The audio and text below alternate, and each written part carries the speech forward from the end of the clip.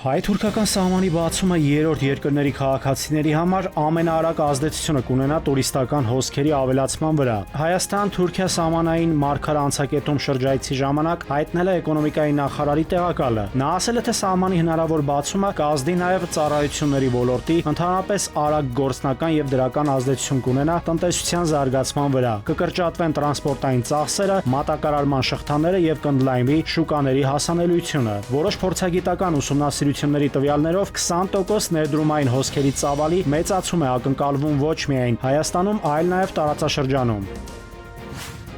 Օկուպացված Արցախից վերադարձածները, որոնք ժամանակավորապես գորիսում էին, դուրս են եկել եւ գտնվում են պետական հոգացության ներքո, հայտնում են աշխատանքի եւ սոցիալական հարցերի նախարարությունից։ 10 հայեր անցնում են անհրաժեշտ բուժզննումները եւ հոգեբանական աջակցություն ստանում։ Միայնակ ապրող եւ հարազատ չունեցող մարդիկ կգտնվեն պետության աջակցության ներքո այնքան ժամանակ, մինչեւ բնակարան ձեռք բերեն տեղահանվածների բնակարանային ապահովման պետական աջակցության ծրագրի շրջանակներում։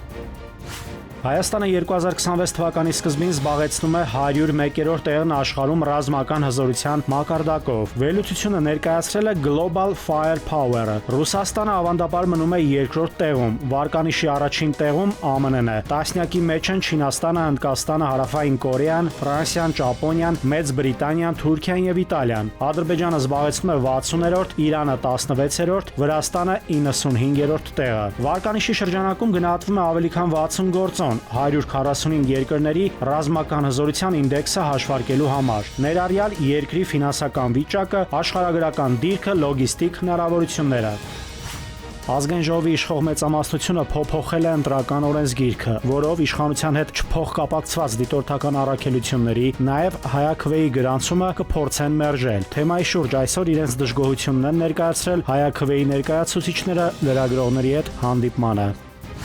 2023 թվականին 2022 թվականի համադրությամբ արձանագրվել է ճանապարհատրանսպորտային պատահարների հետևանքով զոհերի թվի աճ։ ՆԳՆ տվյալների համաձայն, սակայն 2024-ին 23-ի համեմատ զոհերի թիվը նվազել է 45-ով, 2025-ին 24-ի համեմատ 50-ով։ Ներքին գործերի նախարարությունը տեղեկացնում է, որ 5435 անձանց վարորդական իրավունքից զրկելու գերակշիռ պատճառը եղել է ալկոհոլի օգտագործմամբ վարելը։ Նաիրի Մուրադյան, ժամը լրատվական։